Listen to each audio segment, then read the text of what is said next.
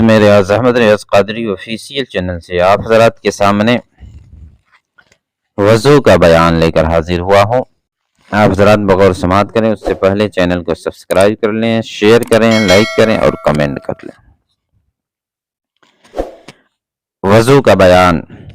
اللہ عز و جل فرماتا ہے، یا ایھا الذین آمنوا اذا قمتم الی الصلاۃ فاغسلوا وجوہکم وایدیکم الی المرافق وامسحوا برؤوسکم وارجلکم الی الکعبین، یعنی اے ایمان والو، جب تم نماز پڑھنے کا ارادہ کرو اور وضو نہ ہو تو اپنے منہ اور کہنیوں تک ہاتھوں کو دھوو اور سروں کا مسح کرو اور ٹخنوں تک پاؤں دھوو۔ مناسب معلوم ہوتا ہے کہ فضائل وضو میں چند احادیث ذکر کی جائیں، پھر اس کے متعلق احکام فقہی کا بیان ہو۔ حدیث نمبر 1، امام بخاری و امام مسلم ابو ہریرہ رضی اللہ تعالی عنہ سے راوی حضور اقدس صلی اللہ تعالی علیہ وآلہ وسلم ارشاد فرماتے ہیں، قیامت کے دن میری امت اس حالت میں بلائی جائے گی کہ منہ اور ہاتھ پاؤں آثار وضو سے چمکتے ہوں گے، تو جس سے ہو سکے چمک زیادہ کرے۔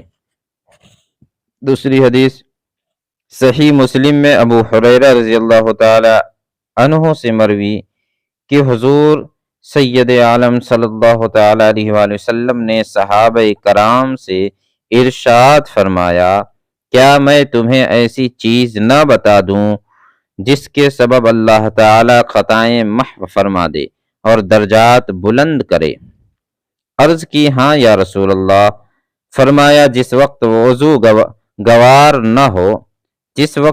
گوارا نہ ہو اس وقت وضو کامل کرنا، اور مسجدوں کی طرف قدموں کی کثرت، اور ایک نماز کے بعد دوسری نماز کا انتظار، اس کا ثواب ایسا ہے جیسا کفار کی سرحد پر حمایت بلاد اسلام کے لیے گھوڑا باندھنے کا۔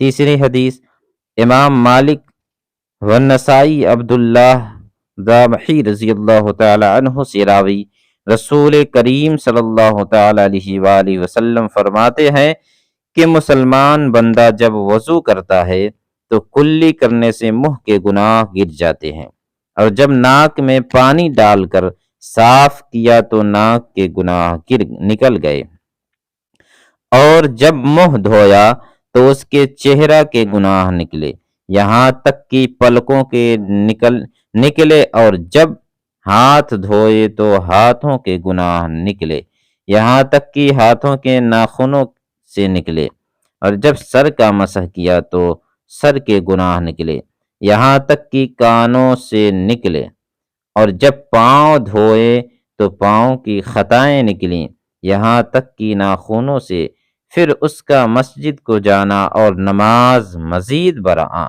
چوتھی حدیث بزار نے باسناد حسن روایت کی کہ حضرت عثمان غنی رضی اللہ تعالی عنہ نے اپنے غلام حمران سے وضو کے لیے پانی مانگا اور سردی کی رات میں باہر جانا چاہتے تھے۔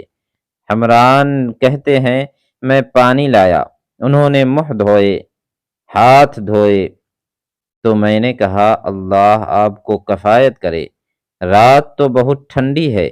اس پر فرمایا کہ میں نے رسول اللہ صلی اللہ تعالی علیہ وآلہ وسلم سے سنا ہے کہ جو بندہ وضو کامل کرتا ہے اللہ تعالی اس کے اگلے پچھلے گناہ بخش دیتا ہے۔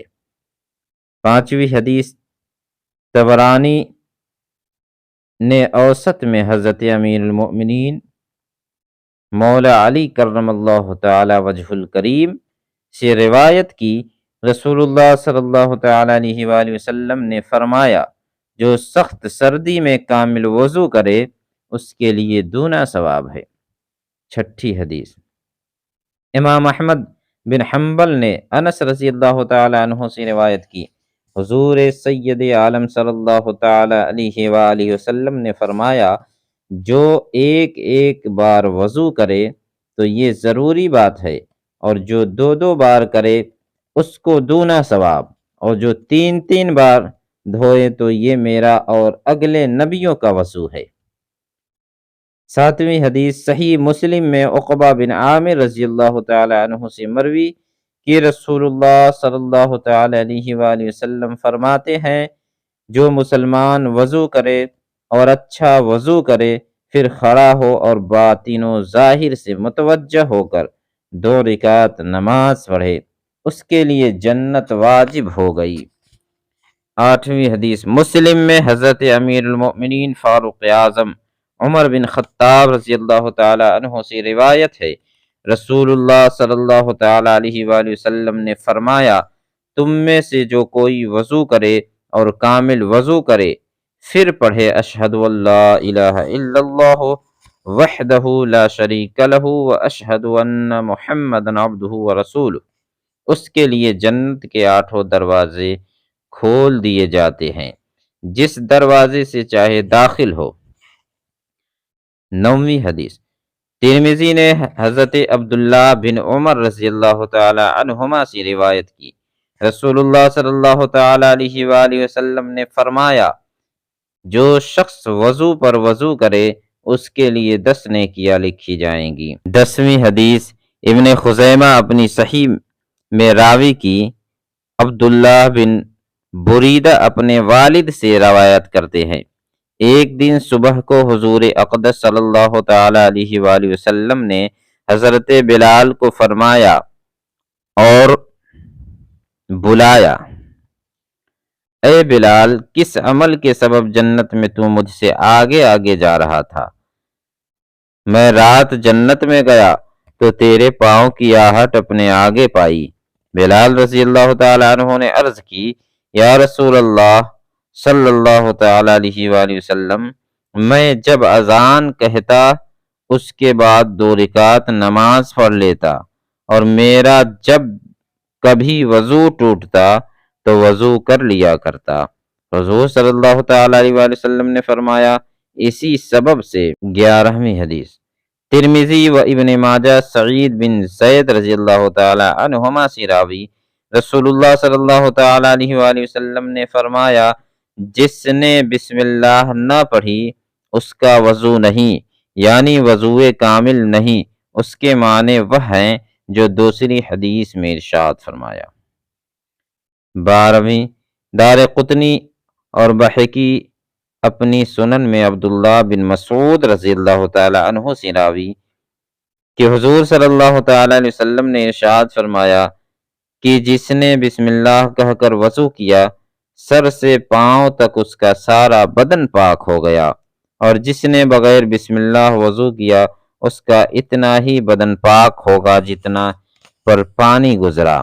13ویں حدیث امام بخاری و مسلم ابو ہریرہ رضی اللہ تعالی عنہ سے راوی، رسول اللہ صلی اللہ تعالی علیہ وآلہ وسلم فرماتے ہیں، جب کوئی خواب سے بیدار ہو تو وضو کرے اور 3 بار ناک صاف کرے کہ شیطان اس کے نتھنے پر رات گزارتا ہے۔ 14 طبرانی باسناد حسن حضرت علی رضی اللہ تعالی عنہ سے راوی، حضور اقدس صلی اللہ تعالی علیہ وآلہ وسلم نے فرمایا، اگر یہ بات نہ ہوتی کہ میری امت پر شاق ہوگا تو میں ان کو ہر وضو کے ساتھ مسواک کرنے کا امر فرما دیتا، یعنی فرض کر دیتا، اور بعض روایتوں میں لفظ فرض بھی آیا ہے۔ 15 اس طبرانی کی ایک روایت میں ہے کہ سید عالم صلی اللہ تعالی علیہ وسلم کسی نماز کے لیے تشریف نہ لے جاتے تا وقتیہ مسواک نہ فرما لیتے۔ 16ویں حدیث صحیح مسلم میں عائشہ رضی اللہ تعالی عنہا سے مروی کہ حضور صلی اللہ تعالی علیہ وآلہ وسلم باہر سے جب گھر میں تشریف لاتے تو سب سے پہلا کام مسواک کرنا ہوتا۔ 17 امام احمد ابن عمر رضی اللہ تعالی عنہما سے راوی کی رسول اللہ صلی اللہ تعالی علیہ وآلہ وسلم نے فرمایا کہ مسواک کا التزام رکھو کہ وہ سبب ہے منہ کی صفائی اور رب تبارک و تعالی کی رضا کا۔ 18 ابو نعیم جابر رضی اللہ تعالی عنہ سے راوی، رسول اللہ صلی اللہ تعالی علیہ وآلہ وسلم نے فرمایا، 2 رکعت جو مسواک کر کے پڑھی جائیں افضل ہیں بے مسواک کی 70 رکعتوں سے۔ 19ویں حدیث اور ایک روایت میں ہے کہ جو نماز مسواک کر کے پڑھی جائے وہ اس نماز سے بے مسواک کیے پڑھی گئی 70 حصے افضل ہے۔ 20ویں حدیث مشکات میں عائشہ رضی اللہ تعالی عنہا سے مروی کہ 10 چیزیں فطرت سے ہیں، یعنی ان کا حکم ہر شریعت میں تھا: مونچھیں کترنا، داڑھی بڑھانا، مسواک کرنا، ناک میں پانی ڈالنا، ناخن تراشنا، انگلیوں کی چنٹے دھونا، بغل کے بال دور کرنا، موئے زیر ناف موڑنا، استنجا کرنا، کلی کرنا۔ 21ویں حدیث حضرت علی رضی اللہ تعالی عنہ سے مروی ہے، رسول اللہ صلی اللہ تعالی علیہ وسلم نے فرمایا، بندہ جب مسواک کر لیتا ہے پھر نماز کو کھڑا ہوتا ہے تو فرشتہ اس کے پیچھے کھڑا ہو کر قرات سنتا ہے، پھر اس کے قریب ہوتا ہے یہاں تک کہ اپنا منہ اس کے منہ پر رکھ دیتا ہے۔ مشائخ کرام فرماتے ہیں کہ جو شخص مسواک کا عادی ہو مرتے وقت اسے کلمہ پڑھنا نصیب ہوگا، اور جو افیون کھاتا ہو مرتے وقت اسے کلمہ نصیب نہ ہوگا۔ احکام فقہ و آیہ کریمہ جو اوپر لکھی گئی اس سے یہ ثابت کہ وضو میں 4 فرض ہیں: منہ دھونا، کہنیوں سمیت دونوں ہاتھ دھوکا دھونا، سر کا مسح کرنا، ٹخنوں سمیت دونوں پاؤں کا دھونا۔ فائدہ: کسی عضو کے دھونے کے یہ معنی ہیں کہ اس عضو کے ہر حصہ پر کم سے کم 2 بوند پانی بہہ جائے۔ بھیگ جانے یا تیل کی طرح پانی چپڑ لینے یا ایک آدھ بوند بہہ جانے کو دھونا نہیں کہیں گے، نہ اس سے وضو یا غسل ادا ہوگا۔ اس امر کا لحاظ بہت ضروری ہے، لوگ اس کی طرف توجہ نہیں کرتے اور نمازیں اکارت جاتی ہیں۔ بدن میں بعض جگہیں ایسی ہیں کہ جب تک ان کا خاص خیال نہ رکھا جائے ان پر پانی نہ بہے گا، جس کی تشریح ہر عضو میں بیان کی جائے گی۔ کسی جگہ موضع حدث پر تری پہنچنے کو مسح کہتے ہیں۔ منہ دھونا شروع پیشانی سے، یعنی جہاں سے بال جمنے کی انتہا ہو، ٹھوڑی تک طول میں اور عرض میں ایک کان سے دوسرے کان تک منہ ہے، اس حد کے اندر جلد کے ہر حصہ پر ایک مرتبہ پانی بہانا فرض ہے۔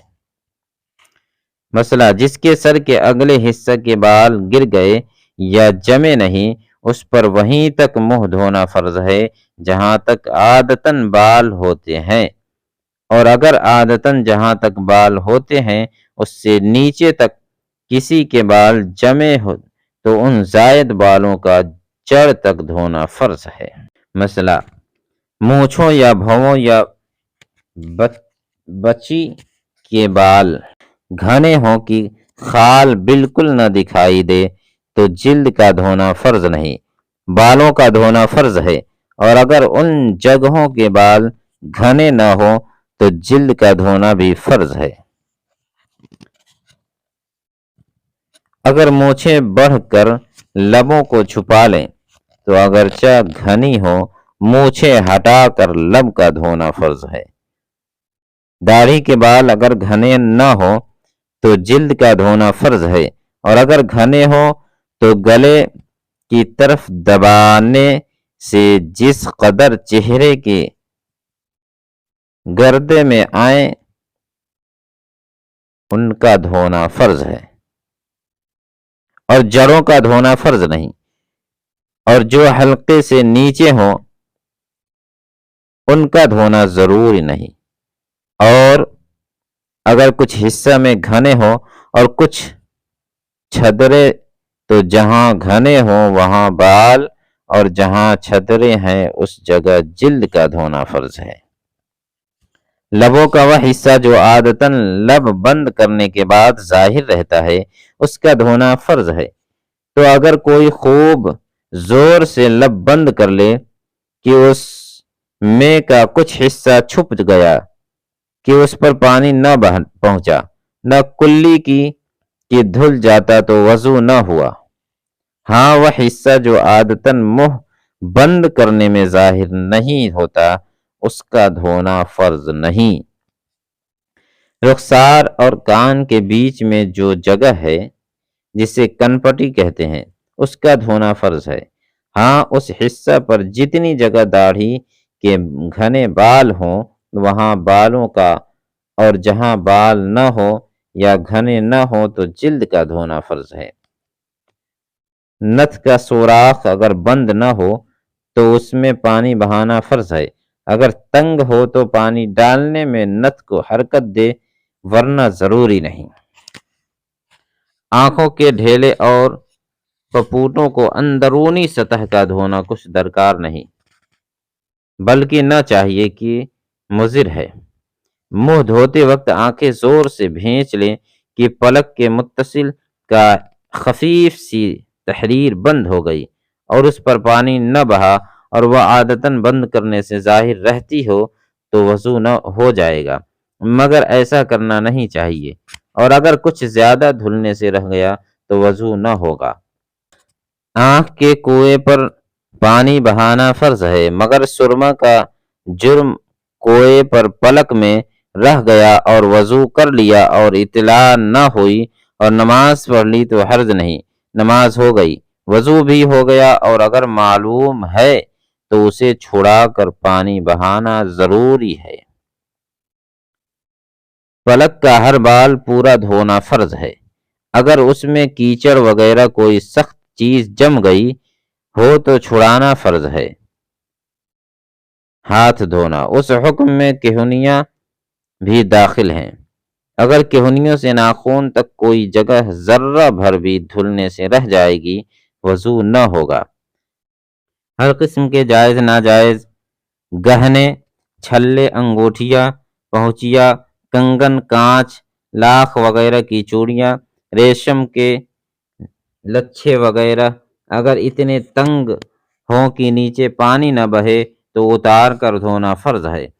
اگر صرف ہلا کر دھونے سے پانی بہہ جاتا ہو تو حرکت دینا ضروری ہے، اور اگر ڈھیلے ہوں کہ بے ہلائے بھی نیچے پانی بہہ جائے گا تو کچھ ضروری نہیں۔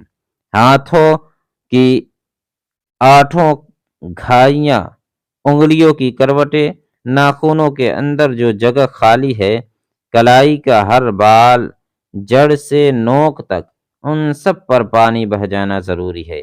اگر کچھ بھی رہ گیا یا بالوں کی جڑوں پر پانی بہہ گیا، کسی ایک بال کی نوک پر نہ بہا، وضو نہ ہوا، مگر ناخنوں کے اندر کا میل معاف ہے۔ بجائے 5 کی 6 انگلیاں ہیں تو سب کا دھونا فرض ہے، اور اگر ایک مونڈھے پر 2 ہاتھ نکلے تو جو پورا ہے اس کا دھونا فرض ہے، اور اس دوسرے کا دھونا فرض نہیں، مستحب ہے، مگر اس کا وہ حصہ کہ اس ہاتھ کے موضع فرض سے متصل ہے اتنے کا دھونا فرض ہے۔ سر کا مسح کرنا، چوتھائی سر کا مسح فرض ہے۔ مسح کرنے کے لیے ہاتھ تر ہونا چاہیے، خواہ ہاتھ میں تری اعضاء کے دھونے کے بعد رہ گئی ہو یا نئے پانی سے ہاتھ تر کر لیا ہو۔ کسی عضو پر مسح کے بعد جو ہاتھ میں تری باقی رہ جائے گی وہ دوسرے عضو کے مسح کے لیے کافی نہ ہوگی۔ سر پر بال نہ ہو تو جلد کی چوتھائی جو بال ہوں تو خاص سر کے بالوں کی چوتھائی کا مسح فرض ہے، اور سر کا مسح اسی کو کہتے ہیں۔ عمامے، ٹوپی، دوپٹے پر مسح کافی نہیں۔ ہاں اگر ٹوپی دوپٹہ اتنا باریک ہو کہ تری پھوٹ کر چوتھائی سر کو تر کر دے تو مسح ہو جائے گا۔ سر سے جو بال لٹک رہے ہوں ان پر مسح کرنے سے مسح نہ ہوگا۔ پاؤں اور گٹوں سمیت ایک دفعہ دھونا۔ مسئلہ، چھلے اور پاؤں کے گہنوں کا وہی حکم ہے جو اوپر بیان کیا گیا۔ کسی بیماری کی وجہ سے پاؤں کے انگوٹھوں میں اس قدر کھینچ کر تاگا باندھ دیتے ہیں کہ پانی کا بہنا درکنار تاگے کے نیچے تر بھی نہیں ہوتا، ان کو اس سے بچنا لازم ہے کہ اس صورت میں وضو نہیں ہوتا۔ گھائیاں اور انگلیوں کی کروٹیں، تلوے، ایڑیاں، کونچے سب کا دھونا فرض ہے۔ جن اعضاء کا دھونا فرض ہے ان پر پانی بہہ جانا شرط ہے۔ یہ ضروری نہیں کہ قصداً پانی بہائے، اگر بلا قصد و اختیار بھی ان پر پانی بہہ جائے، مثلاً منہ، برسا اور اعضائے وضو کے ہر حصے سے دو دو قطرے منہ کے بہہ گئے، وہ اعضاء دھل گئے، اور سر چوتھائی حصہ نم ہو گیا، یا کسی تالاب میں گر پڑا اور اعضائے وضو پر پانی گزر گیا، وضو ہو گیا۔ جس چیز کی آدمی کو عموماً یا خصوصاً ضرورت پڑتی رہتی ہے اور اس کی نگہداشت و اختیار میں حرج ہو، ناخنوں کے اندر یا اوپر یا اور کسی دھونے کی جگہ پر اس کے لگے رہ جانے سے، اگرچہ جرم دار ہو، اگرچہ اس کے نیچے پانی نہ پہنچے، اگرچہ سخت چیز ہو، وضو ہو جائے گا۔ جیسے پکانے کو گوندھنے والوں کے لیے آٹا، رنگریز کے لیے رنگ کا جرم، عورتوں کے لیے مہندی کا جرم، لکھنے والوں کے لیے روشنائی کا جرم، مزدور کے لیے گاڑھا مٹی، عام لوگوں کے لیے کنویں یا پلک میں سرما کا جرم۔ اسی طرح بدن کا میل، مٹی، غبار، مکھی مچھر کی بیٹ وغیرہ۔ کسی جگہ چھالا تھا اور وہ سوکھ گیا مگر اس کی کھال جدا نہ ہوئی، تو کھال جدا کر کے پانی بہانا ضروری نہیں، بلکہ اسی چھالے کے اوپر پر پانی بہا لینا کافی ہے۔ پھر اس کو جدا کر دیا تو اب بھی اس پر پانی بہانا ضروری نہیں۔ مچھلی کا سینہ اعضائے وضو پر چپکا رہ گیا، وضو نہ ہوگا کہ پانی اس کے نیچے نہ بہے گا۔ یہ وضو کے مسائل تھے، آپ نے بغور سنا۔ آپ ذرا چینل کو سبسکرائب کر لیں، شیئر کریں، لائک کریں۔